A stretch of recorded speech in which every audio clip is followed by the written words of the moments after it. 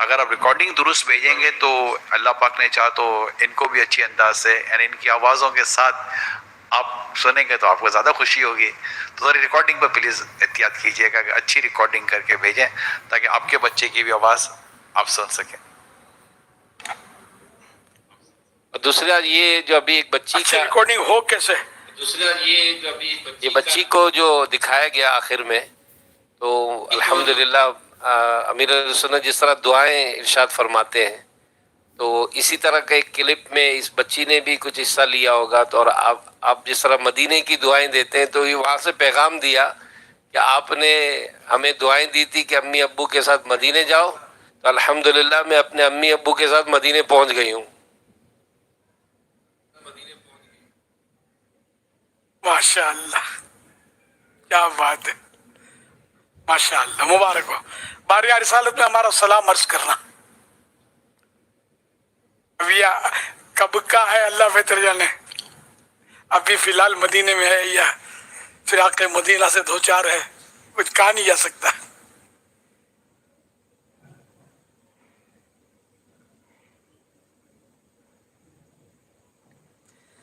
S M S کے ذریعے عباس قاسم مختاری اسلام آباد سے سوال کر رہے ہیں کہ ہمارے یہاں دیکھا گیا ہے کہ گاؤں دیہاتوں کی مساجد میں کچھ بڑی عمر کے افراد مسجد کی کھڑکی سے تھوک باہر تھوکتے ہیں اور زور زور سے کھنکارتے ہیں، تو نمازیوں کو اس سے تکلیف ہوتی ہے، تو ایسا کرنا کیسا؟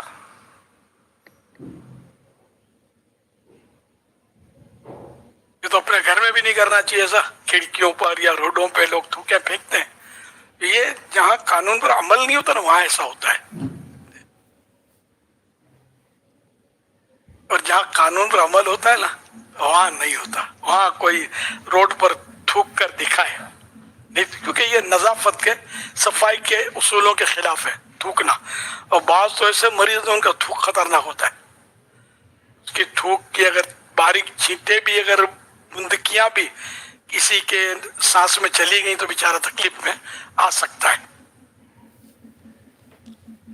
جیسے پچھلے دنوں کورونا چلا تھا، اس میں یہ پوزیشن تھی. ہے اب ڈینگی چلا ہے تو ڈینگی میں بتاتے کہ یہ ایک سے دوسرے کو لگتا نہیں ہے. ڈینگی جو بیچارے پر آیا تو وہ خود ہی بس اس کو آزمائش میں ہے. وہ اللہ شفا عطا فرمائے. ڈینگی ہمارے یہاں کافی یعنی کہ پاکستان میں آزمائش میں مبتلا کر رہا ہے لوگوں کو. اللہ پاک شفا دے. اور یہ مرض اور یہ جو اصل وہ ڈینگی بیماری کا نام نہیں ہے. ہمارے ڈینگی بولتے ہیں، ڈینگی ایکچولی بیماری کا نام نہیں ہے، ڈینگی مچھر کا نام ہے. ایک مچھر کی قسم ہے ڈینگی. وہ اگر کسی کو کاٹ لے اور بیچارے کے مقدر میں ہو اور اس کے امیون سسٹم جو کمزور ہو، مدافعتی طاقت، اور وہ اگر اس پہ اثر کر جائے تو پھر اس کو بخار، سخت سر درد، بدن میں درد اور گلا اور نزلہ اور کھانسی، اس طرح کی کیفیات بتائی جاتی ہے کہ وہ کسی کو کم کسی کو زیادہ. کوئی ہاسپٹلائز ہوتا ہے، کسی کے پھر مسوڑوں سے خون بھی بیچارے کا شروع ہو جاتا ہے. تو یہ جیسا مطلب اٹیک ڈینگی کا، تو اصل مرض ڈینگی نہیں ہے، لیکن ہمارے یہاں اس کو ڈینگی بولتے ہیں. چلو کوئی حرج نہیں ہے، کوئی شرعی مسئلہ بھی نہیں ہے ڈینگی بولنے میں. تو یہ ہے کہ تو بہرحال گلیوں میں تھوکنا، ناک سنکنا یہ دوسروں کے لیے بھی مطلب وہ پریشانی کا باعث ہوتا ہے، گھن آتی ہے اس سے. تو یہ تو ویسے نہیں کرنا. پھر اللہ کے گھر میں مسجد کی کھڑکیوں سے اس طرح کرنا تو یہ بھی بالکل غیر مہذب طریقہ ہے. بعض اوقات کھڑکی قبلے کی طرف ہوتی ہوگی تو قبلے کی طرف تھوکنا یہ تو ویسے ہی منع ہے. یا مسجد میں تھوکے چاہے گھر میں تھوکے، قبلے کی طرف نہیں تھوکنا چاہیے. اس طرح مطلب ہے کہ بچنا چاہیے. اس سے آدمی صفائی، تھوک وغیرہ بھی ہے وہ سب کے سامنے نہ نکالے. کوشش کرے سب کے سامنے ناک صاف نہ کرے، ناک میں انگلی نہ ڈالے، کان میں انگلیاں نہ گھمائے. سب کے سامنے اس سے بچنا مناسب ہے. بعض اوقات بدن پہ میل اتارتے رہتے ہیں، وہ دوسروں کو دیکھ کر اس سے تھوڑا کراہیت آتی ہے، گھن آتی ہے. اور اس سے جو ایسا کرتا ہے نا اس کا جو امیج ہے نا دیکھنے والے پر اچھا نہیں پڑتا، خراب ہوتا اس کا امیج. لیکن لوگوں کو اس کا شعور نہیں ہوتا کہ یہ کیا کر رہے ہیں. مہذب لوگ جو ہوتے ہیں نا ایجوکیٹڈ اور اس طرح کے شخصیات اور ہوتے ہیں نا، یہ اس طرح کی حرکتیں نہیں کرتے. یہ کچھ تھرڈ کلاس کے لوگ ہوتے ہیں زیادہ تر، وہ سے حرکتیں کرتے ہیں کہ آدمی کو مطلب کیا بولوں میں، کہنے اپنی ہے نا سنبھالنا مشکل ہو جائے اتنا. مطلب بعضوں کی طبیعت میں بڑی نفاست ہوتی ہے تو اس کو اور پریشانی ہوتی ہے ایسی حرکتیں دیکھے. پھر وہ اب مطلب ہے بہت تربیت کی ضرورت ہے. اب جیسے جس سے برتن ہے نا، اب ادھر وہ کھجایا ناک میں، کان میں انگلی گھمائی اور اب یوں اٹھاتے ہیں. یہ میں نے آپ کو اٹھا کے دکھایا، میری عادت نہیں ہے اٹھانے کی. یہ انگوٹھا کہاں لگا؟ اندر میں لگا نا. اب یہ اس میں پانی بھریں گے، جو بھی کھانے پینے کی چیز بھریں گے. اب جو نفاست جس کے مزاج میں ہوگی نا، اس کو کراہیت آئے گی. تو یہ برتن اٹھانے کا یہ طریقہ نہیں ہے، یہ سمجھانے کے لیے بتا رہا ہوں. برتن جب بھی اٹھانا، پیالہ وغیرہ، تو یوں اٹھایا جاتا ہے. انگلی کا کوئی بھی حصہ اندرونی حصے میں نہ جائے. لیکن یہ کہ بھاری تعداد ہے، اس کو پتہ ہی نہیں کہ اٹھانا کس طرح چاہیے، اور وہ اندر ڈال کے وہ دوسروں کے لیے کراہیت کا سامان کرتے ہیں. وہ خاص کر یہ بیروں کو، ہمارے یہاں تو میں نے بارہا دیکھا تھا، پانی یعنی جو ہوٹل والے بیرے ہوتے ہیں نا، یہ پانی، یہ گلاس جو ہوتا ہے نا، یوں پانی بھرا ہوا، یوں انگلیاں ڈال کے بھر کے یوں اٹھا کے لے آتے ہیں. وہ یار آدمی پیوے کیسے یہ پانی؟ مجبوری ہوتی ہے، پینا پڑتا ہے. تو صفائی کا ذہن ہو تو یہ سارے، اب یہ سب کتابوں میں تھوڑی ملے گا.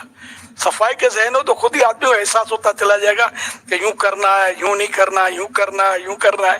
تو یہ آدمی سمجھدار ہو جائے، سمجھ اس کو پڑ جاتی ہے. اب بعض وقت مجبور ہوتا ہے کہ اب کسی کو آ گیا نزلے کا مرض، اب وہ چھینک کے آ رہی ہے، وہ چار آدمیوں میں بیٹھا ہے، اب وہ بیچارہ کیا کرے؟ تو اب وہ ناک صاف کرے گا سب کے سامنے. اور ویسے مطلب بچنا چاہیے.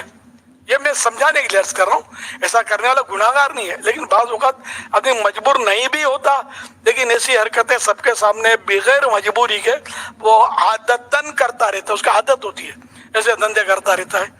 تو یہ نہیں، یا ایسی جگہ کھجاتا ہے کہ جس سے لوگوں کو دیکھنے میں کراہیت آتی ہے، یہ بھی آپ سمجھتے ہوں گے. تو یہ نہیں کرنا ہوتا. سب کے سامنے آدمی اپنے کو ذرا وقار میں رکھے، سنبھال کے رکھے، دوسرے کے لیے تکلیف کا، ایذا کا باعث نہ بنے، اپنی عزت پر بھی حرف نہ آنے دے. صلو علی الحبیب صلی اللہ علیہ وسلم. اس میں اگر خلال کے تعلق سے بھی اگر آپ کچھ دو باتیں بیان فرما دیں کہ بعضوں کی طبیعت ہوتی ہے کہ وہ تنکا لیتے ہیں اور یوں ہی مطلب کیا وہ خلال کرتے رہتے ہیں، اور ایک نیا طریقہ بھی آیا ہے یہ خلال کرنے کا. آپ مطلب جیسے ہاتھ آگے کریں گے تو پتہ ہی نہیں کہ وہ اندر میں کر کے آ رہا ہے، بھئی سب سمجھ آ جاتے ہیں کیا کرنا ہے. تو اب خلال کرنے کے لیے کیا سب کے بیچ میں یہ اپنا یہ کرنا ضروری ہے، یا خلال کرنا ہے تو بندہ واش روم میں چلا جائے، بیسن کے پاس چلا جائے اور نارمل ایک اندازہ خلال کرے کہ اس کو کوئی دیکھے نہیں؟ کیا فرماتا ہے اب اس میں؟ کیونکہ خلال کرنے کا بھی ہمارے یہاں ایک ہے، بھائی چائے پینے کے بعد بھی خلال کرتا. کچھ بولنا ہے کہ جیسے چائے نہیں اندر میں داڑھ میں پھنس گئی ہو، وہ چائے نکال رہا ہوگا. اب عجیب لوگ ہوتے ہیں.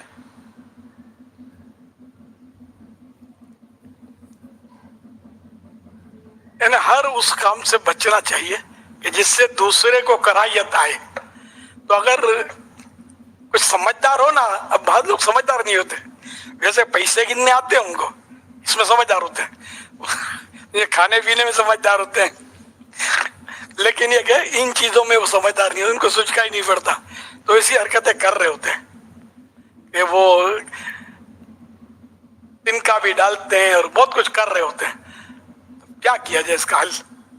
ہر فرد نہ ہماری باتیں سن رہا ہوتا ہے، نہ سن کر ہر فرد کا ذہن بنتا ہے. برسوں سے ایک عادت بگڑی پڑی ہے، وہ کیسے سدھرے؟ ناخن بھی تو کاٹتے رہتے نا دانتوں سے، آپ منع کرو اس کو.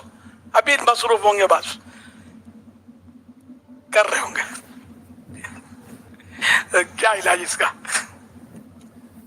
ناخن کتنے گندے ہوتے ہیں، میل بھرا ہوا ہوتا ہے بعض اوقات اس میں، اور کیسے کیسے جراثیم اس کے اندر ہوتے ہوں گے.